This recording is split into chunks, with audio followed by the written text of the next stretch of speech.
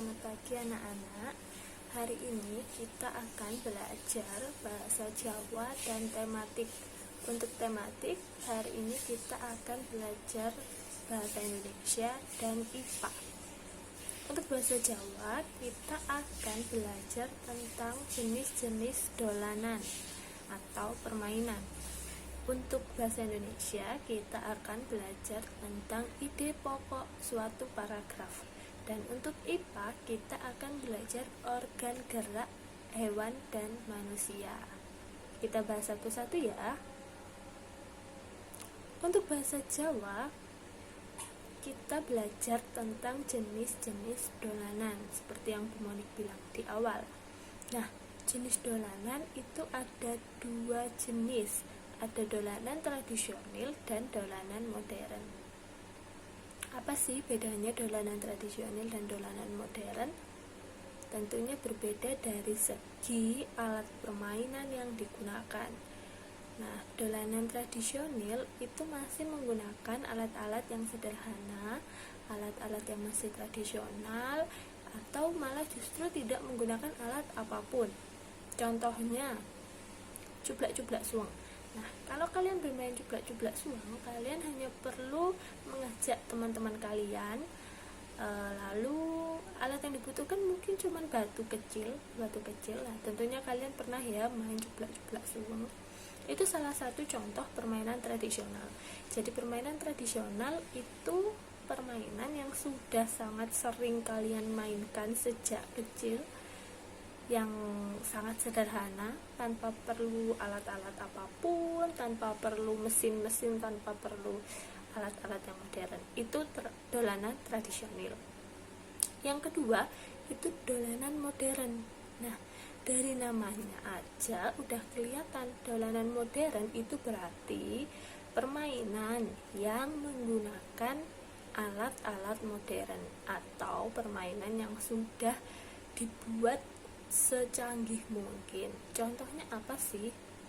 Contohnya adalah alat yang saat ini kalian pakai, HP atau laptop. Nah, permainan-permainan yang ada di HP kalian atau di laptop kalian itu namanya adalah dolanan modern atau permainan modern. Oke, itu tadi dua jenis dolanan modern dan dolanan tradisional. Lalu, dalam dolanan tradisional atau permainan tradisional itu banyak sekali yang namanya tembang dolanan atau lagu permainan. Contohnya apa? Contohnya itu juga sama, cublak-cublak suweng. Jadi nama permainannya cublak-cublak suweng, tembang dolanannya atau lagunya itu juga cublak-cublak suweng. Kalian pasti sudah nggak asing dengan lagu cublak-cublak suweng. Seperti yang satu ini. Cublak-cublak suweng, suweng ngeteng derenter, mambu ketundung budel, pak gempole rak lere sopong guyun delek ake sir, sir pong delek kopong sir, sir pong delek kopong sir, sir pong delek kopong. Nah, itu tadi adalah salah satu contoh lagu tradisional, lagu dolanan tradisional. Nah, lagu permainan tradisional itu salah satu contohnya. Itu yang kita pelajari untuk bahasa Jawa di hari ini. Kita akan belajar bahasa Indonesia dengan topik ide pokok suatu paragraf. Apa itu ide pokok suatu paragraf? Kalian tentu sudah pernah belajar sebelumnya atau sudah pernah dengar sebelumnya tentang yang namanya ide pokok. Ide pokok itu adalah ide yang menjadi pokok suatu paragraf atau ide yang mendasari suatu paragraf. Kalian tentunya tahu kan, di bacaan-bacaan yang sering kalian baca itu akan terdiri dari berbagai paragraf, dari beberapa paragraf.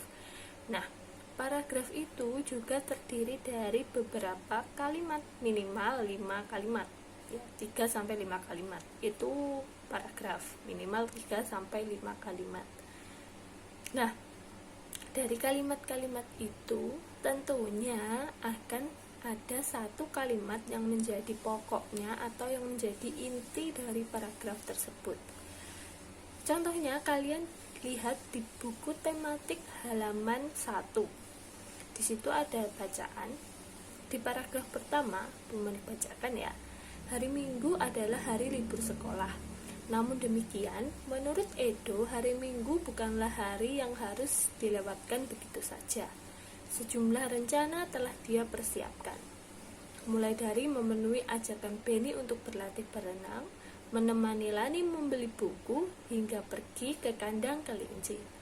Dari sejumlah rencana tersebut, Edo lebih memilih untuk pergi ke kandang kelinci. Itu paragraf pertama. Dari sekian kalimat yang ada di paragraf itu, yang menjadi ide pokok dari paragraf itu adalah yang kalimat pertama, yakni hari Minggu adalah hari libur sekolah. Kenapa kalimat pertama yang menjadi ide pokoknya? Kenapa enggak yang kalimat kedua? Kenapa enggak kalimat ketiga dan seterusnya? Ide pokok itu ada cirinya. Cirinya adalah dia yang menjadi kalimat yang paling umum dibandingkan kalimat-kalimat sebelumnya. Nah, kalimat-kalimat sebelumnya itu disebut dengan kalimat penjelas atau kalimat yang menjelaskan kalimat pokoknya. Nah, contohnya nih, di kalimat pertama, hari Minggu adalah hari libur sekolah. Itu merupakan kalimat yang paling umum. Sedangkan kalimat yang kedua itu di situ berbunyi, namun demikian, menurut Edo, hari Minggu bukanlah hari yang harus dilewatkan begitu saja. Nah, di kalimat kedua itu juga ada kata-kata hari Minggu.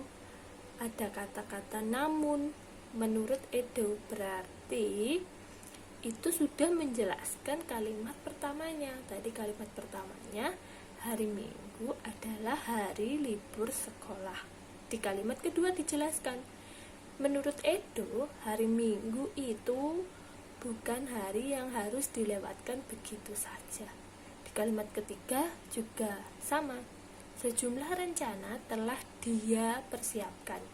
Dia di sini itu adalah Edo yang dimaksud. Nah, di kalimat ketiga itu ada kata-kata dia, di mana dia yang dimaksud adalah Edo, ada di kalimat sebelumnya. Jadi kalimat kedua dan kalimat ketiga itu adalah kalimat penjelas. Itu ya, itu yang menjadi pembeda antara ide pokok dan ide penjelas. Kalimat pokok dan kalimat penjelas gitu. Nah, kalian untuk bahasa Indonesia ini kalian tinggal membaca bacaan yang ada di buku tematik halaman 3 dan seterusnya. Di situ ada bacaan tentang organ gerak manusia dan hewan. Nah, kalian tinggal mencari di masing-masing paragraf ada ide pokoknya.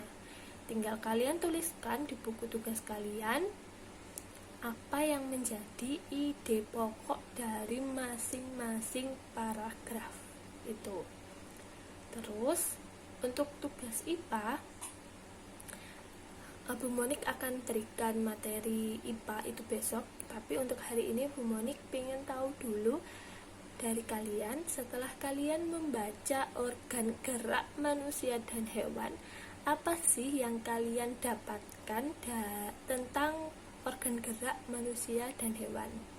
Tentunya akan Bumonik pandu dengan pertanyaan-pertanyaan yang akan Bumonik kirimkan di grup. Selamat belajar dan selamat mengerjakan, selamat mengikuti pembelajaran di hari Senin ini. Tetap semangat dan tetap jaga kesehatan.